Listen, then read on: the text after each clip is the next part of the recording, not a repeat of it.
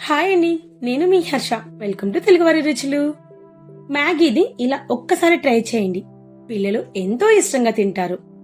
10 అంటే 10 నిమిషాల్లోనే సింపుల్ గా ప్రిపేర్ చేసుకునే cheesy creamy white sauce Maggi. ఇది ఏ రెస్టారెంట్ లో దొరకదండి. ఎందుకంటే వైట్ సాస్ తో మనం ఎక్కువగా పాస్తానే ప్రిపేర్ చేస్తాం. కానీ ఇన్స్టెంట్ మ్యాగీని కూడా ట్రై చేయండి. ఎంతో ఎమ్మి టేస్ట్ అండి.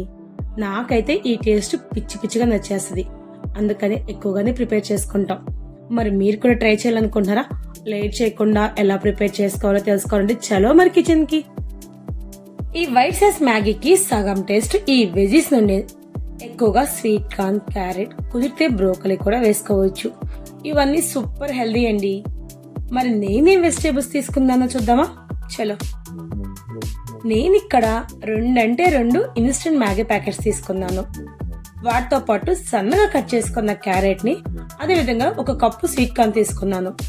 నేను తీసుకున్న స్వీట్ కార్న్ ఆల్రెడీ కుక్ చేసుకున్నానండి. సో బాయిల్ చేసిన స్వీట్ కార్న్ యూజ్ చేయాలి. నెక్స్ట్ వచ్చేసి ఒక పాన్ లోకి 2 గ్లాసెస్ వాటర్ పోసుకుని అందులో 1 చుక్క ఆయిల్ వేసుకోవాలి. వాటర్ మరిగిన తర్వాత ఈ 2 ప్యాకెట్స్ మ్యాగీని వాటర్ లో వేసుకుని కుక్ చేసుకోవాలి. ఈ మ్యాగీ వేసుకునేటప్పుడు బ్రేక్ చేయకుండా యాస్టీజ్ గా వేసుకోవాలి.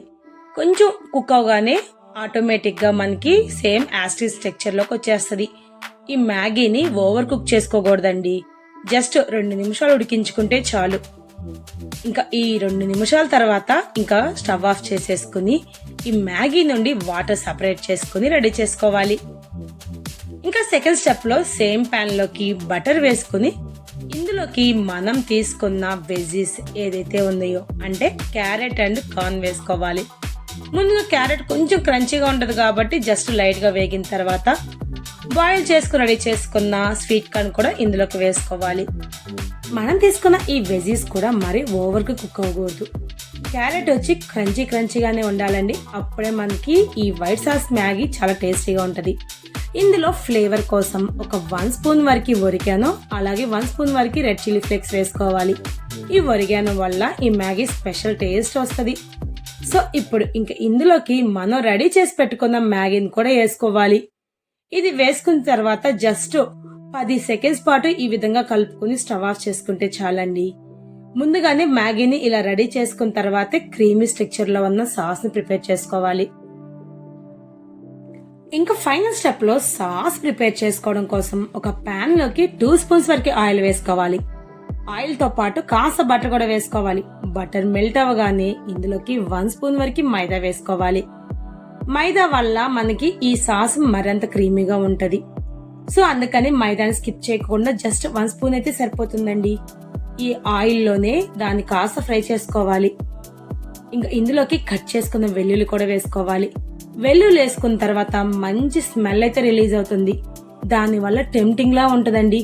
ఎప్పుడెప్పుడు ఈ మ్యాగీని టేస్ట్ చేయాలా అని. ఇంకా ఫైనల్ గా ఇందులోకి 1 కప్ వరకు మరగబెట్టుకున్న పాలు వేసుకోవాలి. ఇంకా పాలుని ఈ విధంగా కంటిన్యూస్ గా తిప్పుకుంటా ఉంటే ఇందులో ఎటువంటి లంప్స్ ఫామ్ అవ్వవు. ఇక్కడ ఆల్రెడీ మనం కాచి పెట్టుకున్న పాలు తీసుకున్నాం కాబట్టి మరి ఎక్కువసేపు మరగబెట్టవసరం. 1 నిమిషం తర్వాత పాలు మంచి క్రీమీ స్ట్రక్చర్ లోకి వచ్చేస్తాయి. ఇప్పుడు ఇందులోకి చీజ్ వేసుకోవాలి. అదే విధంగా 1 స్పూన్ వరకు మైనోస్ వేసుకోవాలి. ఇవన్నీ వేసుకున్న తర్వాత ఇంకొకసారి బాగా కలుపుకుంటే చాలండి. మనకు కావాల్సిన వైట్ సాస్ ప్రిపేర్ అయిపోతుంది. చూస్తున్నారా ఎంత క్రీమీ స్ట్రక్చర్ తో ఇలా ఉందో సాస్ వచ్చేసరికి.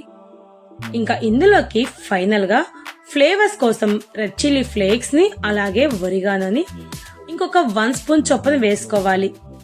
ఇందులో కావాలి అనిపిస్తే పెప్పర్ పౌడర్ కూడా వేసుకోండి. కానీ పిల్లలు కాబట్టి అంత స్పైసీ తినరు. తర్వాత టేస్ట్ సరిపడేంత సాల్ట్ కూడా వేసుకుని ఒకసారి బాగా కలుపుకోవాలి. ఇంకా ఫైనల్ గా మనం ఎప్పుడెప్పుడు అని వెయిట్ చేస్తున్న వైట్ సాస్ అయితే రెడీ అయిపోయింది. ఇంకా ఇందులోకి వెజిటేబుల్స్ తో రెడీగా ఉన్న మ్యాగీని కూడా వేసుకోవాలి. అబ్బా, ఇది వేసుకున్న తర్వాత చూసారు కదండి ఎంత కలర్ఫుల్ గా ఉందో మన వైట్ సాస్ మ్యాగీ. ఎమ్మి టేస్టీగా ఉన్న వైట్ సాస్ మ్యాగీ అయితే రెడీ అయిపోతుంది. ఒకసారి బాగా కలిపేసుకుంటే సరిపోతుందండి. మీకు ఈ వైట్ సాస్ మ్యాగీ కాస్త చిక్కగా తిక్కుగా ఉంది అనిపిస్తే ఇందులోకి కాచిన పాలు కూడా పోసుకోవచ్చండి. అప్పుడే కొంచెం పలుచుగా కూడా వస్తుంది కన్సిస్టెన్సీ. ఇంకా వేడి వేడిగా ఉన్నప్పుడే సర్వ్ చేయండి. టేస్ట్ అయితే జింగ్ అమేజింగ్ అండి, అంత బాగుంటుంది. మరి మీకు కూడా ఈ రెసిపీ నచ్చినట్లయితే కంపల్సరీగా ట్రై చేసి టేస్ట్ చేయండి. అలాగే మా ఛానల్ని ఫాలో అయిపోండి, సబ్స్క్రైబ్ చేయండి.